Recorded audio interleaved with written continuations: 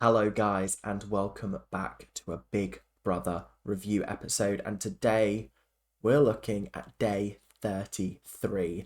And a lot of stuff has happened in the house. The divide is growing even more between Chanel and Trish. It's very, very clear that there are now two sides of the house. However, the lines are becoming a little bit more blurred, which is getting very, very interesting. And it's also becoming very apparent that there is a potential power struggle in the house, which I've got to say, I think is non existent, but who knows what the housemates think at this point. I just want to say thank you guys very, very much for watching, and you guys are doing a fantastic job of supporting the channel. Like, subscribe, do all that YouTube stuff that you guys do so well. Make sure to comment your thoughts down in the subscription after every episode, and yeah, just keep up the hard work and the support that you guys are putting into letting me know that you're liking the channel. Thank you. Let's crack straight on with the episode. And I've got to say, there's a lot of conversations happening, lots of itty bitty moments that I kind of just want to rattle through to talk about my thoughts on. The first one was Tom saying that he felt bad that he's not up for nomination, but the rest of his group is. And don't worry, everybody feels bad that you're not up for nomination because we so desperately wanted you to be up for nomination. I feel really unhappy at the moment because the 5 people up for nomination are not necessarily the people I want to leave the house. The person I want to leave the house, or the people I want to leave the house, are Matty and Tom, because I'm not vibing with them. The Mullet boys, they're not my faves, and I'm not getting any closer to them the further this series goes on. But they're not up for nominations, and they're going to skirt through to the finale and whatever. But my point is that we're now being forced to choose between 5 people that actually I don't really want to go home. Chanel's probably going to go home. Trish is probably going to go home. They're probably going to take out those two, which sucks because Trish does deserve to win this whole series. But I'm having to now choose Jenkins as my next person to go home, because I don't want Olivia to go home, I don't want Noki to go home, I don't want Trish to go home, and that just leaves Jenkins and Chanel. And it's a double eviction, so process of elimination. Jordan and Trish had numerous chats throughout the episode about just sort of different things, and I'm just going to sort of pick apart a few of them. First one was about Jenkins being like kind of manipulative and sort of talking behind people's backs, also not having the same sort of like energy that he had coming into the house. And I think that kind of reaffirms what we've all been saying about Jenkins, and the fact that like he actually is turning out to be quite a boring person. But like then again, he goes through these stages of like, I really like him, I really don't like him, and like it's tough because he'll crack a one-liner and suddenly I find myself laughing at him, and I'm like, where was that when I needed it a week and a half ago? Do you know what I mean? So there's a lot going on, and I'm not sure that like Jenkins fully embracing this experience as much as he should be, or maybe we're just getting a bad edit. But from what it sounds like from Trish and Jordan, it's not a bad edit. The second conversation was kind of done in 2 parts, and it was about whether Trish is sort of pulling strings, being a bit of a bully herself. And Jordan was like, I don't think you're doing that. I don't think that you're a bully at all. It's just sometimes because your actions are perceived from an outside perspective, it might look like this. And then later on, Trish had come up to Jordan and been like, don't tell Chanel things because she starts bitching about it behind your back. And he was like, I haven't said anything to Chanel, so what's going on? And then he was like, now it sounds like you are pulling strings. And she was like, oh, I'm sorry, I hold my hands up, I hold my hands up. Everyone's kind of taken, well, not everyone, but the Facebook mums have taken this as signs that she's a bully, she's aggressive, she's this, she's that. But that's not what that scene showed at all. It actually showed the complete opposite, in the fact that she said something, she was called out for it, and she went, okay, fair enough, yeah, that's my bad, I apologize, I'm really sorry. And we saw that from her. I feel like the show is trying to give her a bit of a villain edit, or was trying to give her a bit of a villain edit in this episode, and I didn't appreciate that because she's not a villain in the slightest. And I don't know, there was just a lot wrong with the edit, especially when we saw this moment on a live stream last night, and she was absolutely fine with Jordan mere minutes later, joking about she was still apologizing, and he was like, "It's fine." Eventually, he just wanted time to process it whilst he was eating his food, but like it really wasn't that deep. I think she's just very, very paranoid about Chanel talking about people behind their backs because it's a proven fact that Chanel has been doing this now. Oh God, it's time to talk about Matty and Jordan again. And they were having a bit of a tiff in front of Henry, making him feel really uncomfortable. And it started off like Jordan was like, ooh, taking the piss out of Matty for like being upset that he hadn't sat next to him one day. And then Matty fired back and was like, ooh, ignored me for 2 days because you like have like romantic feelings for me. And I just thought that was really, as Jordan said, below the belt. It wasn't necessary, and it's just backing up my theory that like, or not my theory, but my feelings that Matty is just using Jordan in some way, whether he's aware that he is or not. It's very negative in my mind, and this was shown later on when like Matty was saying, oh, like you really hurt me by not talking to me for 2 days. But I was sitting there like, Jordan asked to cut off contact because it was hurting people, and you're upset with him for cutting off and sort of putting up the barriers that you agreed should be put in place. Like, where's the logic here? Actually, where is the logic? Because you're not helping things here, and making Jordan apologize to you and then you apologizing to Jordan, it feels like we're going round and round and round and round in circles, and I am bored of it. I've had enough. It has been too long now. We're in week 5 and we've been having the same conversation for the last 3 weeks. Please either just stay away from each other or work it out, because I'm sick and tired of it. Olivia apologized to Trish in this episode for sort of her actions over the last week. She felt like she's kind of been taking other people's sides, but she's realized that she might have been in the wrong, and she wanted to apologize to Trish because I don't know. I think one of the things she said was she was blaming Trish for like everything that happened with Paul, but actually she's reflected on it and she thinks that maybe like Paul's actions in the house, maybe they were missing something, and that's why the booze happened, not because of anything that Trish did, but because there were things that they weren't seeing that Paul was doing. And I'm glad that Olivia's come to that realization. A lot of cynical people out there are saying that she's doing it purely because she's up for nomination and she wants to sort of either right her wrongs in the house or appear nice to the audience so she gets votes.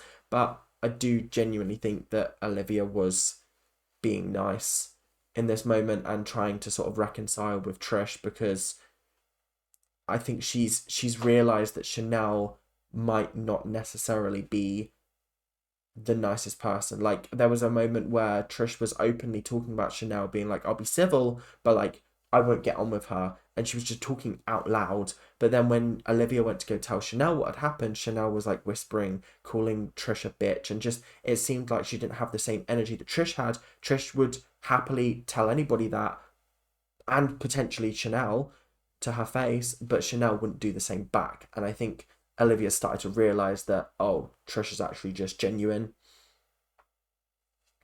The only other thing that there's really to talk about in this episode is the podcast little, I don't want to call it a challenge because it wasn't really a challenge at all, but like they were split into 3 different groups and they were asked to do like a podcast, answer different questions, talk about different topics. And the first group was Trish, Matty, and Henry. And I gotta say, oh, it's really hard to defend Henry after what happened. So they were talking about politics, and mm, Henry said something on the lines of like, "Oh, I feel like British politics is a bit of a pantomime. It's a bit of a joke sometimes, and you need that those sort of characters to sort of help people engage in politics." And to an extent, I do agree with him. I think that especially like in America, because the the sort of heads of the party, or the people running for president are such big characters, it engages people in whether they want to vote for them or not. And I feel like over in the UK, we've got some characters, but like the majority of people are kind of just a bit meh, and they're not very interesting. Whereas like Boris Johnson was a character, and so people could either relate to him or hate him, and there was like a sort of there was a character there, and you felt like you almost knew who he was. I don't know where I'm going with this, but like I understood what Henry was saying in that moment. Then the sort of conversation moved on to COVID, and Trisha was talking about how she lost people to COVID, which broke my heart. And then Matty was talking about how the sort of his views from inside the NHS during the pandemic, and sort of his views. Oh, and then Henry puts his foot in it. Henry really should have just zipped his mouth, because he started defending Boris Johnson, and immediately, do you know what? I got to hand it to Trish, and I got to hand it to Matty. They didn't fight back, as far as we could see. They didn't argue back. They just let him say his piece and just bit their tongue. And do you know what? I think that was the smartest thing in that situation, because could have very easily caused an argument. I'm glad it didn't, because politics is one of those things that I don't judge people on what party they vote for personally, because your political decisions are your own. They're none of my business. However, when you are outwardly supporting a party that doesn't necessarily support you in certain parts of your life, that's when I start to struggle to understand, especially when he was defending Boris's sort of approach to COVID. And oh, it was difficult to watch. It was really difficult to watch, and it was really tough to watch. And I just thought, Henry, in that moment, you have single-handedly ruined any possibility of you winning. You might get third, you might get fourth, but you're not winning now. That like, I could bypass the fact that you were like, yeah, I'd like to go for a drink with Boris Johnson, because like I probably would as well. I don't think that there's many people that I wouldn't want to go for a drink with, unless you've like killed people, or you've like done like despicable things. But like Boris Johnson seems like someone that would be interesting to have at a dinner party, for example. Not a lockdown party though, mind you. But yeah, so I could understand where he was coming from with that comment. But the comments in this episode were not the one, Henry. Oh my god, oh my god. Oh, tough. It's tough, it's tough, it's tough. Just to quickly cap off Trisha's group section, she spoke about how she felt abandoned by her village during her lowest moments in the house. And she spoke about how it really upset her, and it kind of, yeah, it really hurt her. And Matty and Henry both apologised for not being there when she needed them, and for not sort of backing her up or supporting her during sort of the arguments with Paul and the arguments with Chanel. And I do, I feel bad for her, because no one was there, not even Noki at times. Like, I know Noki came to support her like after the rule break, and so did Yinren, but like when the Paul thing was happening, it was about Noki, and Noki wasn't even there. So like, oh, bless Trish, because I know she's going home tomorrow, but I just don't want her to go home. I genuinely do love her so much. She's so lovely. The second group consisted of Tom, Chanel, Noki, and Yinren, and I think their group was the weakest out of the three. It felt like they just kind of were doing so many conversations and so many different topics that like there wasn't enough time to dwell on one. So the first topic for like Chanel's group was about romance, I think. Was it about romance?